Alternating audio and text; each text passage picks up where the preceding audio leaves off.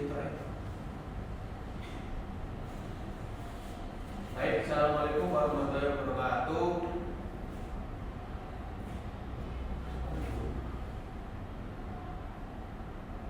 Waalaikumsalam warahmatullahi wabarakatuh. Selamat pagi anak-anak. Pagi Pak. Kabar baik.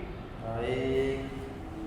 Minggu lalu kalian sudah membahas materi, yaitu materi tentang komunikasi perkantoran.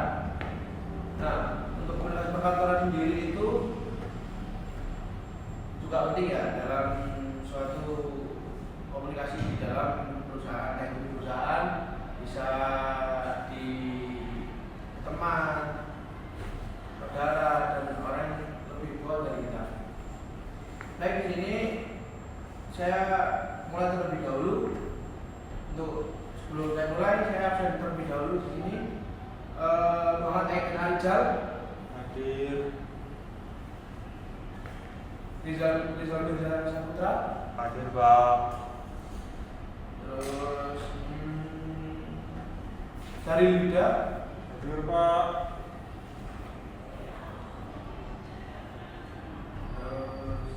Nadif Walfi Aroyani. Hadir Pak. Baik, itu semua ya. Baik, di sini kita akan berbicara tentang teknik dasar aktivitas perkantoran dan bidang manajemen perkantoran dan layanan bisnis, yaitu topiknya sendiri pelayanan penerima dan layanan pelanggan. Untuk tujuan pembelajaran hari ini, kalian dapat memahami apa sih pengertian pelayanan penerima dalam segi konsep umum. Terus siswa dapat memahami konsep ANAM dalam pelayanan prima. Lalu mampu juga menjelaskan jenis-jenis apa saja sih layanan pelanggan. Terus mampu memahami konsep standar penampilan pribadi, dan yang terakhir mampu menangani keluhan pelanggan secara profesional.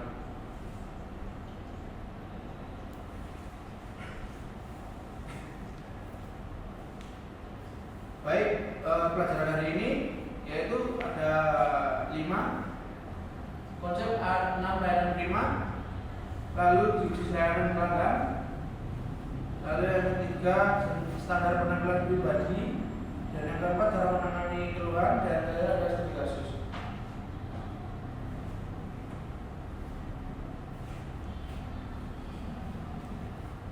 Apa sih layanan utamanya?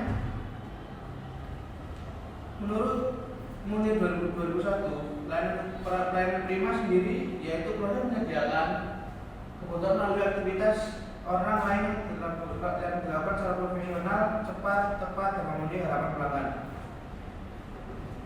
Jadi untuk pelayanan prima sendiri itu intinya kayak melayani pelanggan di suatu tempat, bisa di supermarket, bisa di kantor, dan layanan pelanggan bisa melalui sosial media seperti WhatsApp, IG, bisa dari Shopee, Gojek, dan lain-lain. Layanan prima sendiri adalah layanan yang berkualitas yang diberikan secara profesional untuk memenuhi atau bahkan melebihi harapan pelanggan, sehingga menciptakan kepuasan dan loyalitas pelanggan. Baik, untuk next slide selanjutnya. Nah, di sini masuk ke dalam konsep A6 pelayanan prima, yaitu yang pertama ada sikap. Sikap dalam pelayanan itu sangat berpengaruh terhadap pengalaman pelanggan. Sikap yang baik mencerminkan profesionalisme dan kepedulian terhadap pelanggan. Jadi sikap dalam pelayanan pelanggan ini sangat penting di masyarakat ya, terutama misal kita kalau mau beli barang kayak kebutuhan sehari-hari, terus membeli produk-produk yang dibutuhkan di supermarket, itu sikap itu sangat penting untuk kita bisa berkomunikasi dengan orang yang lebih tua dari kita. Untuk konsep layanan selanjutnya yaitu perhatian. Perhatian itu memberikan perhatian penuh pada pelanggan untuk memahami kebutuhan dan harapan mereka. Jadi kalau misalnya kita lagi di kafe, perhatian ini sangat penting. Dan anak konsep yang kedua yang perhatian ini inilah misal kalau kita butuh ada yang kurang, pesanan kita ada yang belum datang, itu bisa langsung aja ke hasil yang sudah tersedia. Untuk konsep 6 yang selanjutnya yaitu ada aksi atau tindakan. Tidak hanya memberikan janji namun segera bertindak untuk menyembuhkan pelanggan. Jadi kalau misalnya kita membutuhkan seperti alat-alat seperti sendok, piring, itu bisa langsung ke kasir atau pelayan yang sudah ada di salah satu tempat tersebut. Untuk selanjutnya ada kemampuan, kompetensi dan keterampilan dalam memberikan pelayanan yang berkualitas. Jadi sebagai suatu kasir atau suatu penjaga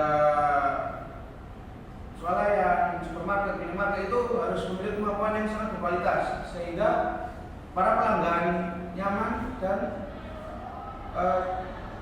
paham dalam pelayanan berkualitas tersebut. Untuk selanjutnya ada penampilan sendiri. Penampilan itu harus profesional atau meningkatkan kredibilitas dan kepercayaan pelanggan. Jadi untuk misal kayak di supermarket itu kan penampilannya harus rapi, terus memakai ya baju rapi. Kalau misal penampilannya tidak bagus kan pelanggan kayak agak sedikit kecewa. Biasanya orang-orang zaman sekarang sakit banget kalau masalah-masalah mengghosting gitu kan. Baik, untuk selanjutnya yang selanjutnya ada akuntabilitas atau tanggung jawab. Bertanggung jawab atas setiap pelayanan yang diberikan dan juga menerima konsekuensi dari tindakan yang dilakukan. Tanggung jawab ini adalah suatu sikap yang harus diterapkan dalam pelayanan pelanggan. Contohnya ya banyak seperti di supermarket, terus di layanan Shopee, Tokopedia, Gojek dan lain sebagainya.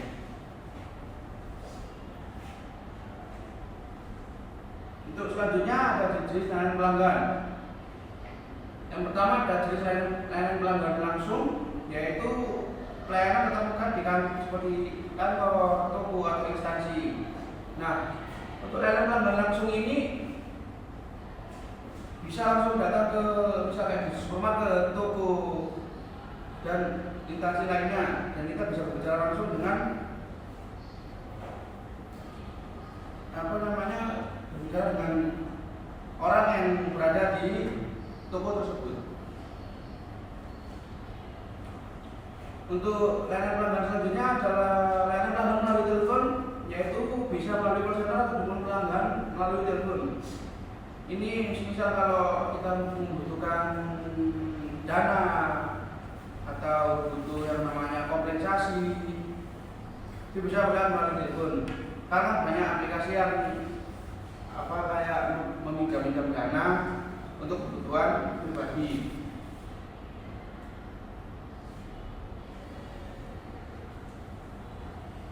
Untuk layanan pelanggan lainnya adalah layanan pelanggan digital, yaitu seperti chatbot, email, dan media sosial.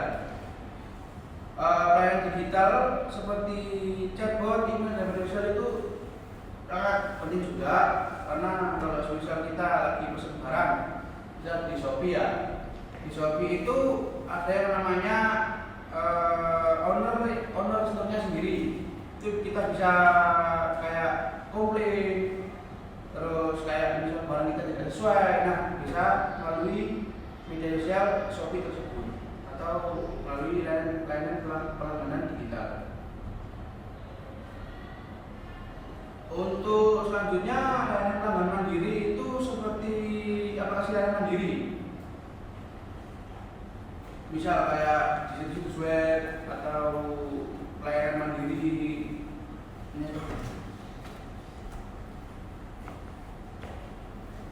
selanjutnya ada standar penampilan pribadi. Di sini ada tiga.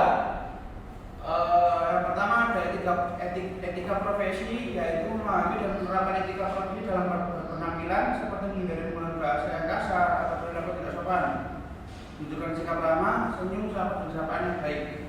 Nah, untuk etika profesi ini juga sangat penting karena etika ini berpengaruh pada orang lain. Seperti kita berbicara dengan bahasa yang kasar itu tidak menunjukkan etika yang baik. Seharusnya kita kalau berbicara dengan orang yang lebih tua dari kita harus menggunakan bahasa yang ramah, terus bahasa yang sopan.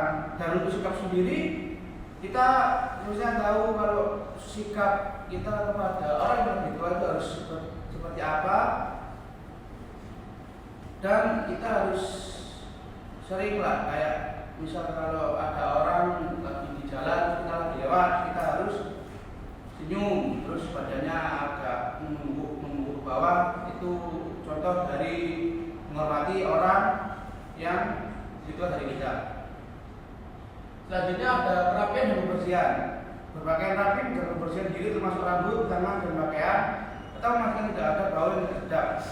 Nah, untuk kerapian sendiri ini penting nggak kita untuk kayak mau daftar ke perusahaan, terus daftar ke layanan Shopee, Gojek, itu sangat penting.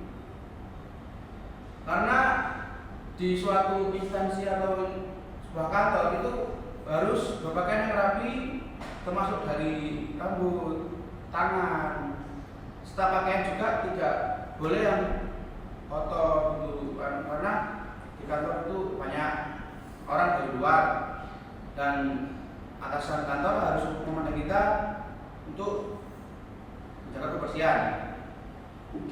Kebersihan sendiri juga tidak kalah penting.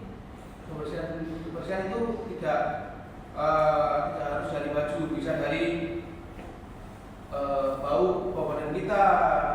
Itu yang harus ditingkatkan lagi. Untuk yang ketiga ada profesionalisme, yaitu memakai busana yang sesuai dengan jenis pekerjaan dan aturan perusahaan serta menghindari busana yang terlalu mencolok atau tidak pantas. Nah, profesionalisme ini biasanya kita temukan di beberapa kantor, misal kayak di Bank Mandiri. Nah, itu kan Bank Mandiri sudah sesuai dengan DC. Hari Senin bajunya apa, seragamnya apa, sudah ditentukan dari pihak mandirinya.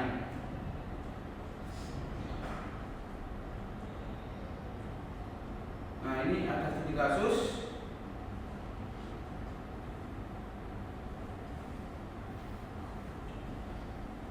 Terus selanjutnya ada cara menangani keluhan pelanggan. Yang pertama, dengarkan dengan penuh perhatian. Nah, biasanya keluhan pelanggan ini banyak yang mengeluh kurangnya perhatian, kurangnya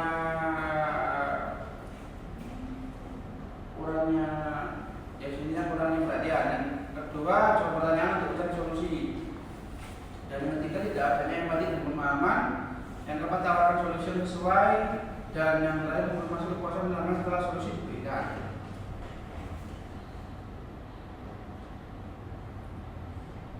Nah, untuk selanjutnya di sini saya Bapak mengambil video sedikit tentang layanan prima.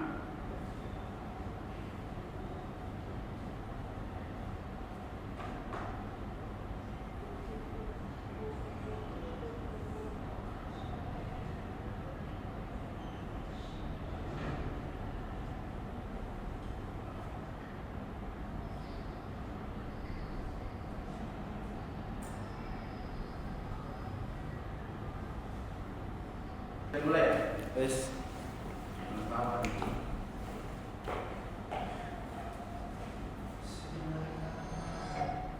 Baik, di sini ada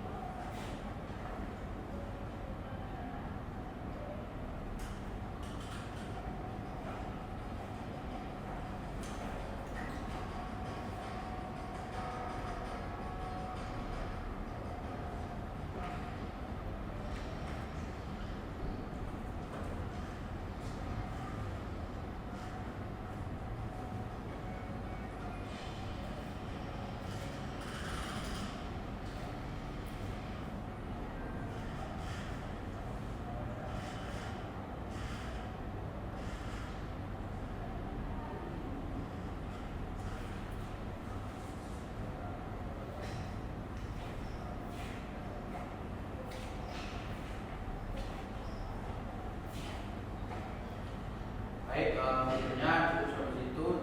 Ini gara-gara DM-nya, gara-gara time. Itu tadi video tentang layanan pelanggan di sebuah instansi atau kantor,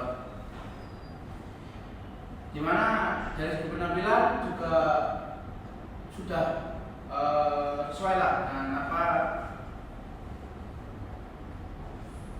kostum dari kantor tersebut. Baik, untuk tugasnya ada dua, yaitu analisis studi kasus dari kasus dua tersebut. Ini juga aja bisa diketik, bisa ditulis. Untuk pengumpulannya di depan silakan dikerjakan dengan baik. Untuk konsepnya ada NIM, nama, dan peran juga.